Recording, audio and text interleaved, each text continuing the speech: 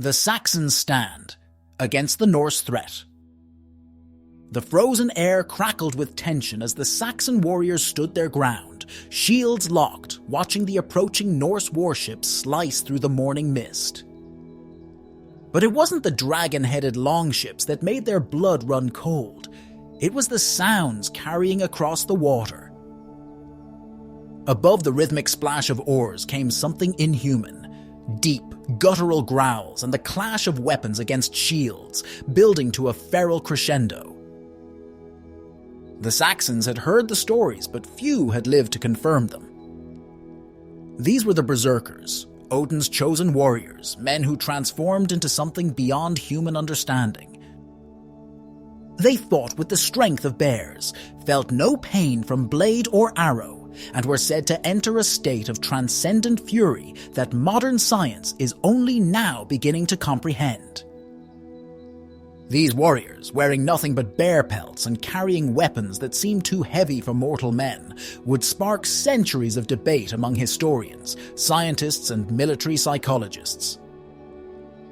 Their ability to suppress pain, enhance strength, and enter an altered state of consciousness represents one of history's most fascinating intersections of human capability, cultural practice, and neuroscience. This is the story of how Norse warriors unlocked the extreme edges of human potential and how their legacy continues to illuminate our understanding of the mind's extraordinary powers over the body. Origins of the Bear Warriors. The name itself carries power. Berserker, derived from the Old Norse words bear and shirt, though some scholars argue it meant bear shirt, referring to their habit of fighting unarmored. But in the smoke-filled great halls of 8th century Scandinavia, everyone knew the truth. These were men who donned the skins of bears, not just as armor, but as a transformation of their very essence. The earliest skaldic poems speak of them moving at the edges of civilization, living in the forest during peacetime, emerging like spirits when war horns echoed across the fjords. They first appear in our historical record as the personal guard of Harald Fairhair, the first king to unite Norway. The Ynglinga saga describes them as strong as bears and mad as hounds, warriors who would be given a wide berth even by their fellow Vikings. These weren't merely elite soldiers, they were living weapons dedicated to Odin, the god of war, poetry, and ecstatic frenzy. Archaeological evidence from warrior graves in Birka and Valsgerd reveals ceremonial bear claws and teeth, carefully placed alongside weapons that would have required incredible strength to wield effectively. The transformation from man to berserker wasn't a simple matter of putting on a bear skin. Young warriors would spend years in isolation, learning to channel what the Norse called odor, a word that simultaneously meant fury, inspiration, and divine possession. They lived at society's edge, much like the bears they emulated.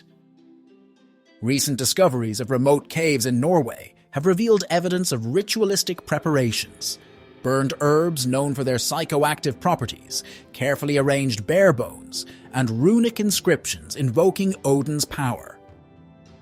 Their integration into Viking society was paradoxical. They were both revered and feared, necessary for warfare yet dangerous in peacetime.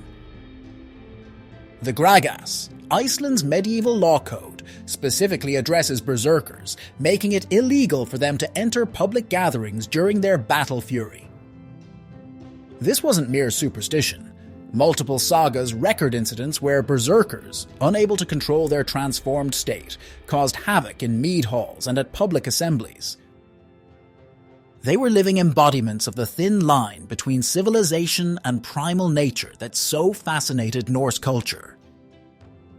The most compelling accounts come from those who faced them in battle. Irish monks, Saxon chroniclers, and Byzantine historians all describe with horrified fascination these warriors who seem to shrug off mortal wounds. The Anglo-Saxon Chronicle records a battle where berserkers broke through a shield wall that had held firm against repeated normal attacks, describing them as men who fought not as men fight, but with a terrible power that seemed to come from elsewhere. This wasn't mere propaganda. Archaeological evidence from battle sites shows unusual patterns of weapon damage that suggest fighters continuing to battle despite injuries that should have been immediately incapacitating. At the heart of their legend lies a truth that modern science is only beginning to understand. The human body, under certain conditions, can transcend its normal limitations. The Berserkers weren't supernatural beings. They were men who had discovered, through a combination of cultural practices, psychological conditioning, and possibly psychoactive substances, how to access extraordinary human capabilities that lay dormant in most people. Their story isn't just about Viking warfare, it's about the outer edges of human potential. The rituals of Norse warriors, a transformation before battle. Imagine standing at the edge of a Norse war camp before dawn. The air is thick with the smoke of sacred fires, where warriors in bearskins kneel in ritual preparation. They've been fasting for days, their bodies and minds already altered by hunger and sleep deprivation. The smell of burning henbane and bog myrtle mingles with the smoke plants known to the Norse for their consciousness-altering properties. These weren't random choices. Archaeological evidence from ritual sites shows carefully cultivated gardens of these specific plants, suggesting their use was systematic and deliberate. The physical transformation began hours before battle. Contemporary accounts describe berserkers biting their shields, a practice that served multiple purposes. It helped trigger hyperventilation, leading to altered consciousness, while also testing the warrior's rising immunity to pain. They would pour cold water over their bodies, a shock that modern science recognizes as a trigger for extreme adrenal response. The ritual wasn't just psychological theater. It was a carefully choreographed sequence of physiological triggers, each step pushing the warrior closer to their altered state. As the transformation deepened, witnesses reported disturbing physical changes. Their muscles would begin to spasm and swell, a phenomenon now recognized as an effect of extreme adrenal surge combined with hyperventilation. Their faces would contort in what the sagas call shield-gnawing grimaces, with dilated pupils and bared teeth. Most tellingly, their skin would change color, turning pale, dark, or sometimes mottled, a physiological response to extreme stress that redirects blood flow to major muscle groups. The Icelandic saga Egil Saga describes this process with clinical precision, suggesting these changes were well documented and consistent enough to be recognized as signs of the impending battle fury. The final stage, what the Norse called Berserker gang, was marked by uncontrollable shivering, not from fear or cold, but from the massive surge of adrenaline and noradrenaline flooding their systems. Greek physicians in service to the Varangian Guard wrote of warriors whose strength seemed to multiply, lifting weapons that normally required 2 hands with just one, breaking spears with their bare hands. These accounts align remarkably well with modern medical understanding of hysterical strength under extreme stress conditions. The most fascinating aspect of this transformation was its reliability. Unlike random battle frenzy, berserkers could induce this state almost on command. The 13th century historian Saxo Grammaticus describes specific berserkers who were known for their ability to transform at will, suggesting this wasn't just battle rage, but a learned and controlled technique. They would move in perfect coordination during their fury, maintaining enough tactical awareness to follow complex battle plans while in their transformed state, a feat that required incredible mental discipline beneath the apparent madness. Yet the transformation came with a terrible price. After the fury subsided, berserkers would fall into a state of complete exhaustion that could last for days. The sagas describe warriors who had to be carried from the battlefield, their bodies depleted by the tremendous physical and psychological strain. Some never fully recovered, haunted by what modern psychiatrists might recognize as severe post-traumatic stress.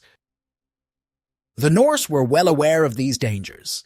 The very same laws that recognized berserkers' special status also included provisions for caring for them after battles, acknowledging that these warriors sacrificed not just their bodies, but pieces of their humanity in service to their people. The neuroscience behind the berserker state. Modern neuroscience has begun to unravel the extraordinary capabilities of berserkers, revealing a perfect storm of neurochemical reactions that turned ordinary men into something seemingly superhuman. The berserker state appears to have activated what scientists now call the superhuman strength triad, a simultaneous surge of adrenaline, norepinephrine, and DMT, dimethyltryptamine, chemicals that can be naturally produced by the human body under extreme conditions. The combination of ritual fasting, hyperventilation, and specific plant consumption created a precise neurochemical cascade that modern pharmaceutical companies have spent millions trying to replicate. The pain suppression described in Norse sagas aligns perfectly with what neurologists now understand about the body's endogenous opioid system. Under extreme stress, the human brain can flood the body with natural opioids up to 100 times more powerful than morphine. Accounts of berserkers continuing to fight with mortal wounds weren't mythological exaggerations.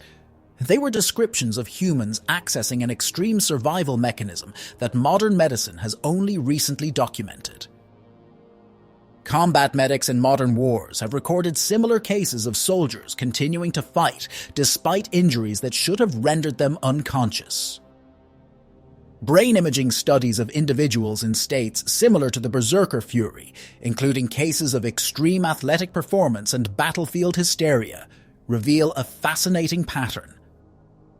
The prefrontal cortex, responsible for impulse control, partially shuts down while the amygdala, our brain's emotional center, becomes hyperactive.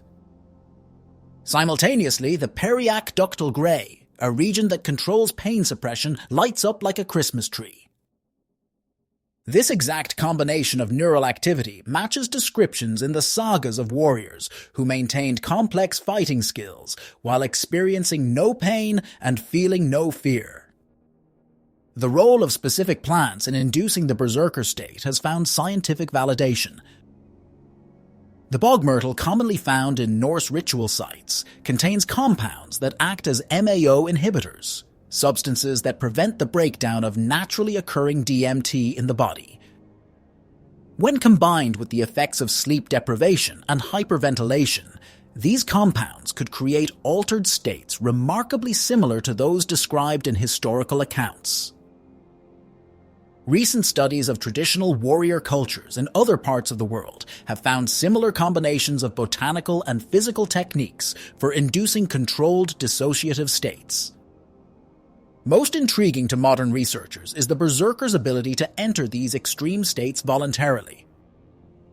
Contemporary studies of elite military units have shown that humans can be trained to consciously control many autonomic processes, including pain perception and fear response.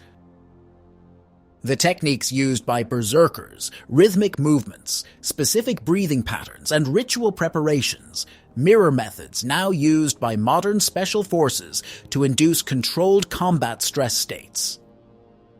The difference is that berserkers took this control to an extreme that modern military psychologists are only beginning to understand.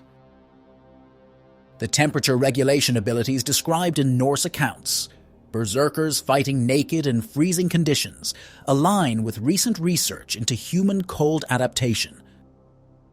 Studies of practitioners of the Wim Hof method have demonstrated that humans can consciously influence their inflammatory and immune responses, abilities once thought impossible. The berserker's capacity to fight in extreme cold wasn't magic. It was an early example of human bioregulatory potential that science is just now rediscovering. Weapons, tactics, and training of berserkers. The sword of a berserker was no ordinary blade. Archaeological finds from warrior graves in Valsgard and Gamla Uppsala reveal weapons of extraordinary size and weight. Two-handed swords reaching up to 1.4 meters in length, requiring tremendous strength to wield effectively. The most feared among these was the Sverder, a blade so massive that Saxon chronicles describe it cleaving through shields and armor in a single stroke. Yet it wasn't just raw power that made these warriors lethal, it was their unconventional and terrifying fighting style. Unlike the disciplined shield wall tactics of their Viking brothers, Berserkers fought with a calculated chaos that shattered enemy formations. They would advance in a wedge formation called a Svinfylking, or swine array, with the most experienced warriors at the tip. As they charged, they would deliberately strike their own shields with their weapons, creating a rhythmic thunder that contemporary accounts describe as breaking the hearts of their enemies before steel met flesh. This psychological warfare was as much a part of their arsenal as their physical weapons. Training for this elite warrior class began in childhood, but not in the way one might expect. Young Berserker initiates spent years living in the wilderness, often in isolated mountain caves where archaeological evidence shows signs of prolonged habitation. They learn to move silently in bear pelts, to endure extreme cold, and to enter altered states through a combination of fasting, meditation, and ritual practice. The discovery of training grounds near modern-day Trondheim reveals obstacle courses carved into cliff faces, evidence of physical conditioning that would challenge even modern special forces. Their most distinctive weapon wasn't made of steel at all, it was their voice. The Berserker battle cry, described in multiple contemporary sources, was no simple shout. It was a specific technique that combined deep chest resonance with a particular pitch that modern acoustic analysis suggests could have had a disorienting effect on enemies. Tests conducted on replicated Viking Age helmets show that certain frequencies could create resonance that interfered with balance and spatial awareness, a tactical advantage that Berserkers had discovered through trial and error. Combat techniques preserved in medieval manuscripts show that Berserkers developed their own distinct fighting style, one that violated the normal rules of sword combat. Instead of the measured exchanges typical of Viking warfare, they would launch into whirlwind attacks that kept enemies off balance. The rare surviving combat manuals that mention Berserker techniques describe movements that seemed designed to be unpredictable, switching weapon hands mid-combat, intentionally exposing seemingly vulnerable areas to bait attacks, and using their own bodies as weapons even when armed. Archaeological evidence from battlefield sites where Berserkers were known to fight shows unusual patterns of destruction. While normal Viking battles left relatively orderly distributions of weapons and bodies, Berserker battlefields show signs of extreme chaos. Weapons broken by seemingly superhuman force, shield walls scattered over wide areas, and evidence of combat continuing well beyond what would normally end a fight. These sites tell stories of battles that devolved into the kind of frenzied combat that made Berserkers legendary. During peacetime, their training continued in ways that seemed bizarre to outsiders. They would intentionally expose themselves to pain and cold, building up tolerances that would serve them in battle. Stone carvings and saga descriptions show them wrestling bears, not as mere tests of strength, but as a way to learn the animal's movements and fighting style. This wasn't just symbolic. Forensic analysis of Berserker remains shows patterns of bone density and muscle attachment that could only come from years of extreme physical conditioning. The effectiveness of these methods is attested to by the fact that Berserkers were sought after as elite troops by rulers across Europe. The Byzantine emperor's Varangian Guard included Berserkers, and their fighting techniques influenced military training as far away as Constantinople. They weren't just warriors, they were living weapons, crafted through years of brutal training into something that straddled the line between human and force of nature. Beyond the battlefield, the social role of Norse Berserkers.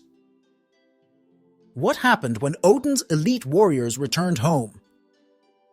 The Sagas paint a complex picture of men living between two worlds.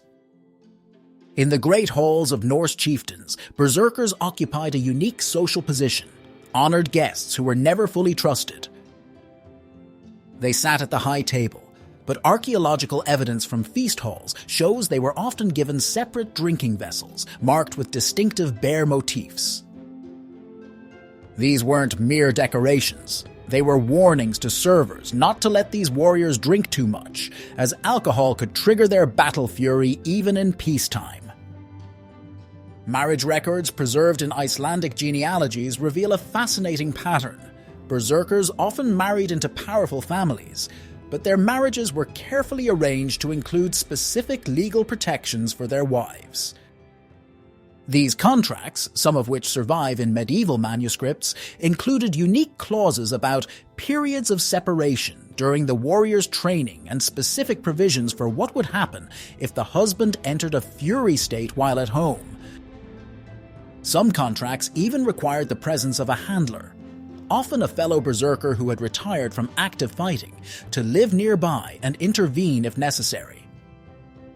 Their role in peacetime society went beyond fighting. They served as living symbols of Odin's power, officiating at religious ceremonies and participating in ritual hunts. The discovery of berserker graves near ancient thing sites, Norse parliamentary meeting places, suggests they also played a role in law enforcement, their mere presence enough to keep the peace at contentious political gatherings. They were living embodiments of controlled chaos, respected and feared in equal measure. Berserkers who survived to retirement often became advisors to kings and chieftains, their expertise sought in matters beyond warfare. Legal records from medieval Norway show them serving as judges in cases involving combat or tests of strength. Their understanding of extreme human capabilities made them valuable in determining whether feats of strength or endurance were humanly possible, essentially serving as early forensic experts in cases of extraordinary physical events. Yet their status came with strict limitations. The Frost-Athing Law, one of Norway's oldest legal codes, contains specific restrictions on berserkers' movements during religious festivals and major gatherings. They weren't allowed to travel in groups larger than 3, and they had to announce their presence when entering villages. These weren't signs of disrespect, but rather practical measures that recognized the volatile nature of their gift. The same laws that restricted them also protected them, acknowledging that their condition was both a blessing and a burden. Family life for a berserker required careful management. Their children, according to genealogical records, often followed one of two extreme paths, either becoming berserkers themselves or choosing lives as far removed from violence as possible, becoming scholars or priests. The sagas speak of special training that berserker fathers would give their children, not in fighting, but in controlling anger and channeling intense emotions. These family techniques for managing fury would later influence medieval Scandinavian medical treatments for what we now recognize as post-traumatic stress disorder. Archaeological evidence from berserker homesteads reveals another side of these warriors. Their farms often included meditation spaces, small isolated buildings with evidence of regular fires and ritual use. These weren't just for pre-battle preparation. They were daily retreats where berserkers would practice the breathing and mental techniques necessary to maintain control over their gift. The discovery of musical instruments in these spaces suggests they used rhythm and sound to help maintain their mental balance, a practice that foreshadowed modern therapeutic techniques for managing combat stress. Their reputation for volatility affected every aspect of their lives, yet many managed to build lasting legacies. Several of Iceland's most prominent medieval families traced their lineage to berserkers who had settled there, suggesting that these warriors could and did integrate into peaceful society when given the chance. Their descendants maintained certain practices, particularly techniques for managing anger and stress, that would influence Norse culture long after the age of Vikings had passed. The dark side of the Berserker's gift.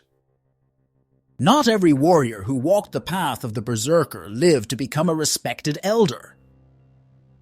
The Sagas speak of those who lost themselves to the Fury, their minds fractured by one too many transformations.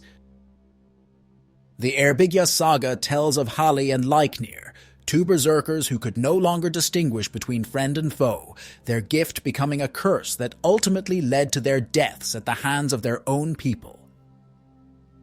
Medical records from medieval Scandinavian monasteries describe warriors brought in suffering from what they called the endless winter, a state of perpetual agitation where the slightest provocation could trigger their battle fury. The physical toll was equally devastating. Skeletal remains from confirmed berserker graves tell a story of incredible trauma, bones that had been broken and re-healed multiple times, joints worn to near destruction, and signs of chronic inflammation throughout the body. The most telling evidence comes from their teeth, ground down from years of shield biting and clenching, some worn to the nerve. Modern forensic analysis suggests many would have lived in constant pain, their bodies paying the price for years of pushing beyond normal human limits. The psychological cost manifested in ways that terrified even their fellow Vikings. Some berserkers developed what the sagas call wolf heart, a state where they could no longer feel normal human emotions, existing in a twilight state between battle fury and numbness. The Gragas legal code includes provisions for dealing with berserkers who had lost their human mind, suggesting this was common enough to require specific legal frameworks. These warriors would sometimes disappear into the wilderness, becoming hermits or worse, marauders who attacked isolated settlements. Recent analysis of preserved brain tissue from bog bodies believed to be berserkers shows signs of chronic traumatic encephalopathy, CTE, similar to what's seen in modern combat veterans and contact sport athletes. The repeated stress of entering the berserker state appears to have caused cumulative brain damage, particularly in areas responsible for emotional regulation and impulse control. Some warriors developed seizures, their minds literally burning out from the intense neurochemical surges they had endured. The most feared outcome wasn't death, but the state called berserker blindness, a condition where warriors could no longer control their transformations. The sagas describe cases where seasoned berserkers would suddenly transform during peaceful activities, their fury triggered by something as simple as a dropped plate or a child's cry. These episodes often ended in tragedy, leading some warriors to choose death over living with the uncertainty of when they might lose control and harm those closest to them. Social isolation often followed. Villages would post warnings when known winter-touched berserkers were nearby. These warriors, once honored defenders, became wandering dangers, their gift turned against them. Some sought help from priests or healers, leading to the development of early therapeutic techniques that combine traditional Norse medicine with Christian practices. The monasteries of northern Norway became unofficial retreats for these warriors, where monks trained in handling berserkers would attempt to help them find peace. Perhaps most tragic were the cases of inherited fury. Children of berserkers sometimes showed signs of uncontrollable rage from an early age, their bodies and minds prematurely attuned to the battle state. The sagas speak of entire family lines ending because fathers, recognizing the curse in their children, would send them to distant monasteries or arrange marriages far from their homeland, trying to break the cycle of violence that had claimed their own lives. These dark outcomes led to the gradual decline of berserker training. By the late Viking Age, the conscious decision to create new berserkers had largely ceased, though some continue to manifest spontaneously. The gift that had once been cultivated as a military advantage came to be seen as too dangerous, too unpredictable, and too costly in human terms. The legacy of these broken warriors would influence Norse attitudes toward combat rage for generations, serving as a warning about the price of pushing human capabilities beyond their natural limits. The transformation of Berserkers, from pagan warriors to Christian legends. When Christianity swept through the Norse lands, the Berserkers didn't simply disappear, they transformed. Medieval manuscripts show how church scribes struggled to reconcile these warriors with Christian doctrine, sometimes portraying them as saints battling inner demons, other times as cautionary tales about the dangers of paganism. The Gesta Danorum, written by Saxo Grammaticus in the 12th century, describes them as men possessed by strange powers, carefully avoiding both outright condemnation and pagan glorification. Their legacy found new life in the medieval Romance tradition. The 13th century Icelandic saga writers, working centuries after the Viking Age, reimagined berserkers as literary figures that embodied the tension between civilization and primal nature. Yet even as they became characters in stories, real medical knowledge about their techniques persisted in unexpected places. Monastic healing manuals from Norway and Iceland preserve detailed descriptions of berserker breathing exercises and mental techniques, stripped of their pagan context and repurposed as treatments for everything from battlefield trauma to chronic pain. The scientific community's interest in berserkers began in earnest during World War II, when military researchers studied Norse accounts looking for insights into human performance enhancement. Operation Berserker, a classified British military program, attempted to recreate the psychological conditioning described in the sagas. While the program's full results remain classified, declassified documents reveal successful replication of several berserker techniques for pain suppression and strength enhancement. Modern neuroscience has given new credibility to many berserker phenomena. The discovery of the hysterical strength response in humans, where individuals can temporarily access extraordinary physical capabilities at the cost of severe bodily damage, mirrors berserker accounts. Studies of traumatic stress disorders have validated Norse observations about the long-term effects of entering extreme combat states. Even their notorious resistance to arrows finds explanation in modern research about how extreme adrenal responses can temporarily contract blood vessels, reducing bleeding from wounds. Their influence extends into unexpected areas of modern life. Elite military units worldwide study berserker breath control techniques. Sports psychologists have adapted their mental conditioning methods for professional athletes. The U.S. Marine Corps' Close Combat program includes training modules based on berserker methods for managing fear and pain, though carefully modified to prevent the psychological damage described in Norse sources. Perhaps most surprisingly, berserker techniques have found their way into modern medicine. The breathing patterns described in Norse texts for inducing battle fury are now used in modified form to help patients manage chronic pain. Their methods for entering altered states have influenced modern treatments for PTSD. The berserkers' understanding of human physiological limits continues to inform research into human performance optimization. What began as a warrior cult in the forests of ancient Scandinavia has evolved into something else entirely, a window into human potential and its costs. The Berserkers proved that humans could transcend their normal limitations through training and ritual, but they also demonstrated why such transcendence comes with a price. Their story remains relevant today as we continue to explore the boundaries between human capability and human safety, between performance enhancement and self-destruction. In their fury, they mapped the edges of human potential, leaving us a legacy that is still unfolding in laboratories, training grounds, and hospitals around the world. The Modern Berserker, Exploring Controlled Combat Acceleration.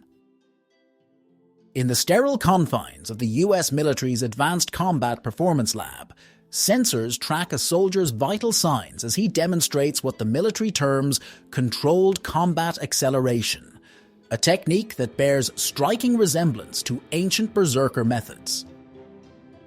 His heart rate spikes, skin temperature drops, and strength readings surge past normal human limits.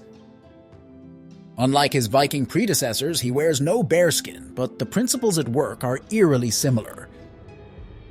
The Pentagon's latest research into human performance enhancement draws directly from translated Norse manuscripts, seeking to unlock the same capabilities that made Berserkers legendary while avoiding their tragic endings. At a neuroscience symposium in Stockholm, researchers present brain scans of individuals trained in modern adaptations of berserker breathing techniques. The patterns they observe, massive shifts in neural activity, controlled production of natural opioids, precise manipulation of the autonomic nervous system, validate accounts written nearly 1,000 years ago. A pharmaceutical company in Switzerland has patented a compound based on the same bog myrtle preparations found in ancient berserker ritual sites, marketing it as a next-generation performance enhancer for elite athletes. These ancient warriors left us more than legends. Their techniques for transcending normal human limitations have spawned new fields of research in sports medicine, trauma therapy, and military science. The U.S. Navy SEAL's Mind Gym program incorporates modified versions of berserker mental conditioning. Olympic athletes train using protocols that echo Norse warrior preparation rituals. Even space agencies study berserker techniques for helping astronauts manage isolation and extreme conditions. Yet their greatest legacy may be as a warning. As humanity again pushes the boundaries of human capability through technology and training, the Berserkers remind us that transcendence carries a cost. Their story, written in triumph and tragedy, continues to resonate in an age when we once again seek to reshape human potential. In laboratories and training grounds around the world, their ancient roar still echoes, challenging us to answer the same question they faced. How far can we push human limits before we risk losing our humanity in the process? The Berserkers vanished from history, but they never truly disappeared. They transformed, like their namesake bears entering winter sleep, waiting to re-emerge in new forms. In every soldier who pushes past normal human limits, in every athlete who transcends physical boundaries, in every researcher probing the edges of human potential, the spirit of the Bear Warriors lives on. Their gift, their curse, their warning, and their promise continue to shape our understanding of what it means to be human and what lies beyond.